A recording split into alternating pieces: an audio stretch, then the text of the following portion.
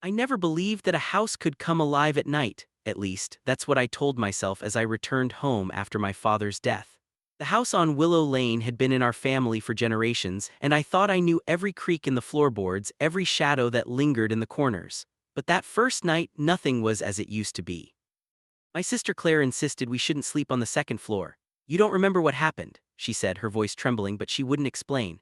I tried to laugh it off, calling it childish paranoia, but the unease in her eyes made me pause. That first night I kept the lights on and wandered the empty hallways, listening to sounds I didn't recognize. The wind outside rattled the old windows, but it wasn't the wind that made me shiver. The next evening we went upstairs together. The second floor felt colder than the rest of the house, and every step we took seemed to echo unnaturally, and then I saw it, the chest. Old, leather-bound and locked. Claire had never seen it before, and I didn't remember it being there. From beneath it a piece of paper poked out, yellowed and fragile. It was Dad's handwriting: "For those who come after me, beware."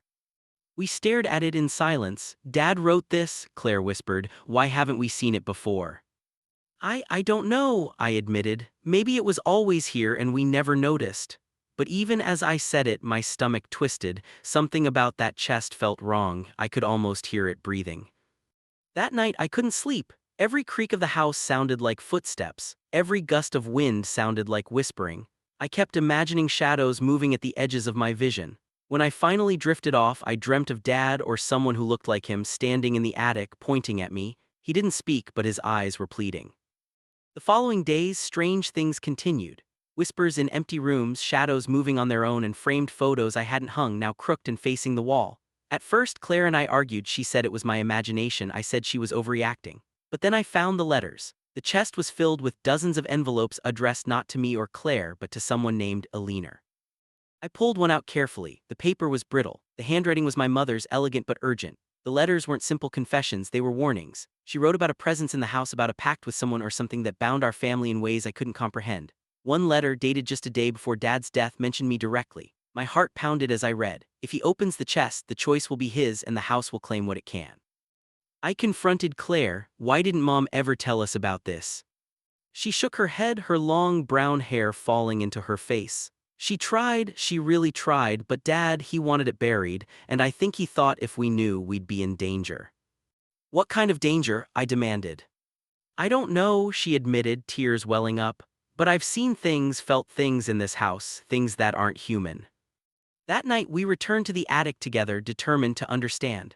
The chest sat in the corner, innocent in appearance, but the air around it was thick, almost suffocating. I reached for the lock. The moment my fingers touched it, a cold wind blew through the room, though the windows were closed. Claire screamed, trying to pull me back, but I opened it anyway. The letters erupted from the chest, fluttering as if caught in an invisible storm. The temperature dropped sharply and the light flickered. And then I heard it, a voice, deep, familiar yet hollow, Dad's voice unmistakably: "Do not break the pact."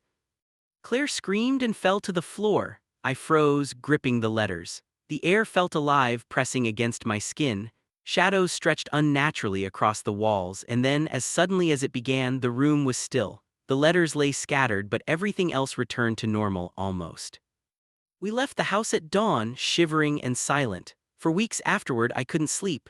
Sometimes, when the wind rattled the windows, I thought I heard the whispers again. Claire refused to talk about it. I kept the letters, reading them late at night, trying to piece together what Mom and Dad were hiding. Over time, I discovered that Alina was not just a stranger, she was an ancestor, a distant relative who had vanished mysteriously. My mother had discovered the truth too late and had written these letters to warn us, but she had never fully explained the pact. And now, it seemed, the responsibility fell to me. The house still stands on Willow Lane, silent and uninviting, but I feel it watching me, even from miles away. I know that one day I may have to return. The letters have a voice of their own, whispering warnings I cannot ignore.